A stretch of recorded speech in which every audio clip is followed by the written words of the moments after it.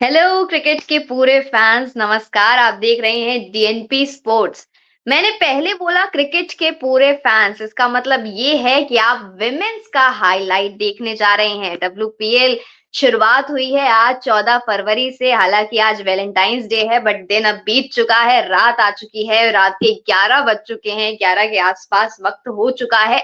और यहाँ डब्ल्यूपीएल का पहला मैच खेला गया गुजरात जायंट्स और आरसीबी के बीच। रॉयल चैलेंजर्स बैंगलोर जो पिछले अभी डिफेंडिंग चैंपियन है और पिछले साल चैंपियन का खिताब अपने नाम करके आई है, डब्ल्यूपीएल का खिताब अपने नाम करके आई है। तो आरसीबी वैसे ही डिफेंडिंग चैंपियन है और ये मैच खत्म हो चुका है और आरसीबी ने स्मृति मंदाना की कप्तानी में आरसीबी ने ये मैच अपने नाम कर लिया है। 201 का बड़ा टारगेट जीजी ने दिया था। गुजरात जायंट्स ने 201 जैसा बड़ा टारगेट आरसीबी को दिया था और आरसीबी ने बड़ी ही आसानी से वो अपने नाम कर लिया। हालांकि इसमें 1.5 ओवर बाकी थे और आरसीबी ने उससे पहले ही 202 रन बना लिए। तो अजय, हमारी बात हो रही थी, आपको तो गुजरात जायंट्स आप सपोर्ट कर रहे थे और मैं आरसीबी, तो बताइए आरसीबी जीत गई, अब क्या? अब क्या आप पार्टी दीजिए। आप अब आरसीबी अगर जीत गई है तो देखिए, सबसे पहले तो स्वागत है। और जितने भी लोग जुड़े हुए हैं, और मुझे एक्चुअली बहुत अच्छी आपकी ओपनिंग लगी, जिस तरीके से आपने इस वीडियो की शुरुआत की है कि क्रिकेट के पूरे फैंस। और अगर आप इस वीडियो को देख रहे हैं तो वाकई में दिल पर हाथ रख के आप कह सकते हैं कि आप क्रिकेट के पूरे वाले फैन हैं, मतलब आधे अधूरे फैन नहीं है। और रही बात हैप्पी फेस की, कि मतलब जैसे आरसीबी जीत गई तो आपको ऐसा लग रहा हो कि भाई मैं दुखी हूं, तो ऐसी कोई बात नहीं है। रिजू, आपको याद होगा कि मैंने आपसे कहा था कि मैं आरसीबी का ही सपोर्टर हूं।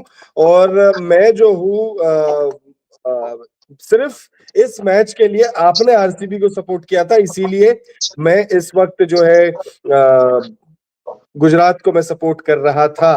बट तो आरसीबी ही आपकी जीती। कोशिश नाकाम होगी। थोड़ा और कोशिश करिएगा आप मुझे फंसाने के लिए बातों में। बाकी मैच की बात कर लेते हैं हम लोग। मैच बहुत ही धमाकेदार रहा है, और धमाकेदार मैं इसलिए कहूंगा, भाई वुमेन्स क्रिकेट में बहुत कम ऐसा देखने को मिलता है कि 400 रन बन जाए एक T20 गेम में। और इस मैच में ऐसा ही कुछ हुआ है। सबसे पहले तो जो आरसीबी के बैटर्स हैं उन पर थोड़ी सी चर्चा करते हैं। आपकी स्क्रीन पर अभी आप देख रहे होंगे आरसीबी के बैटर्स का पूरा स्कोर कार्ड। और अब आप खुश हैं रिजू, तो मैं चाहूंगा डू दी ऑनर्स। जरूर जरूर। स्मृति मंधाना ने ओपनिंग की थी और डेनियल उनके साथ थी। स्मृति मंधाना ने हालांकि इतना बढ़िया प्रदर्शन नहीं कर पाई। 2 चौके लगे हैं उनकी पारी में, 7 बॉल उन्होंने खेला है और 9 रन बना पाई हैं, और जिसमें से 2 चौके, 8 रन तो ऐसे ही निकल गए। स्ट्राइक रेट काफी बढ़िया रहा, 128 का, तो वो एक चीज जुड़ जाएगी उनके आगे के करियर के लिए। तो 128 का स्ट्राइक रेट बहुत ज्यादा था। वहीं मैं बात करूंगी यार्ड होज की, डेनियल की, जिन्होंने 4 बॉल खेले और 4 रन ही बनाए, मतलब एक चौका लगा और वही 4 रन थे जो उनके नसीब में आए। वहीं बात होगी एलिस पेरी की, मतलब उन्होंने जो शानदार पारी खेली है, अर्धशतक से ज्यादा उन्होंने रन बनाए हैं सिर्फ और सिर्फ 34 बॉल में। और ये कारण बहुत बड़ा रहा आरसीबी की जीत का, जिन्होंने 34 बॉल में 57 रन बना दिए, जिसमें 6 चौके और 2 छक्के यहाँ लगे। 100, मतलब 167 का स्ट्राइक रेट, 167 से ज्यादा का स्ट्राइक रेट, ये बहुत बड़ी बात है। और एक जो आरसीबी अभी जीती है उसका सबसे बड़ा कारण भी यही रहेंगी। हालांकि ऋचा घोष ने सबसे ज्यादा लंबी पारी खेली है और वो भी नॉट आउट नाबाद उन्होंने खेली, 27 बॉल पे 64 रन, जिसमें उन्होंने 7 चौके की मदद ली और 6 छक्के। और आप स्ट्राइक रेट देख के तो बिल्कुल ही हिल जाएंगे अजय। 227 का स्ट्राइक रेट ऋचा घोष का रहा है, जो विकेट कीपिंग भी करती है, और उन्होंने 64 रन बनाए हैं। 237 का टारगेट स्ट्राइक रेट, सॉरी मैं माफी चाहूंगी, 237 का स्ट्राइक रेट था उनका। वहीं कनिका आहूजा ने 13 बॉल लिए और 30 रन उन्होंने बनाए, जिसमें उन्होंने 4 चौके लगाए। मैं एक बार फिर से बताना चाहूंगी, जिन्होंने सबसे लंबी पारी खेली, 64 रन बनाए ऋचा घोष ने, उन्होंने 7 चौके और 4 छक्के की मदद से ये बड़ी पारी खेली है, तो ये बहुत बढ़िया चीज़ है। आपको कैसा लगा? हम तो जीत गए भई, आरसीबी जीत गई। अरे मुझे बहुत खुशी हो रही है, मुझे नाचने का मन कर रहा है। और जैसे अभी आप कह रही थी कि स्ट्राइक रेट पर गौर करिए, ऋचा घोष, जब बल्लेबाजी के लिए ऋचा घोष आई थी मैदान पर, तब मुझे लग गया था कि ये मुकाबला जो है आरसीबी की जो विमेन्स टीम है वो जीत जाएगी, क्योंकि शानदार कहते हैं ना कि प्लेटफॉर्म सेट हो गया था। एलिस पेरी ने जबरदस्त तरीके से जो है बल्लेबाजी की थी, और एलिस पेरी की जो बल्लेबाजी रही वो बहुत ही शानदार रही थी। एलिस पेरी ने स्टेज जो है वो सेट कर दिया था। माफी चाहूंगा मैं, कुछ टेक्निकल ग्लिच हो गया था। जो भी लोग वीडियो देख रहे, टेक्निकल ग्लिच के कारण ये स्क्रीन थोड़ा सा टेढ़ा हो गया था। बहरहाल वापस से मैच पर आ जाते हैं, एक बार फिर से आपको स्कोर कार्ड दिखा देते हैं। स्मृति मंधाना और डैनियल व्हाइट हॉट की बात करें तो प्रदर्शन थोड़ा सा निराशाजनक, लेकिन ये सीजन की शुरुआत है तो पहली गलती माफ होनी चाहिए। एलिस पेरी की बात करें तो पिछले सीजन की सबसे ज्यादा रन बनाने वाली बैटर है। पिछले सीजन आरसीबी अगर चैंपियन बनी है तो उसमें एलिस पेरी के बल्ले का बहुत बड़ा योगदान है। 34 गेंदों में 57 रनों की पारी, आधा दर्जन चौके, 2 गगनचुंबी छक्के, 167.65 की स्ट्राइक रेट। राघवी बिष्ट ने उनका बखूबी साथ निभाया था। 27 गेंदों में 25 रन बनाकर वो आउट हुई, 3 चौके उन्होंने लगाए।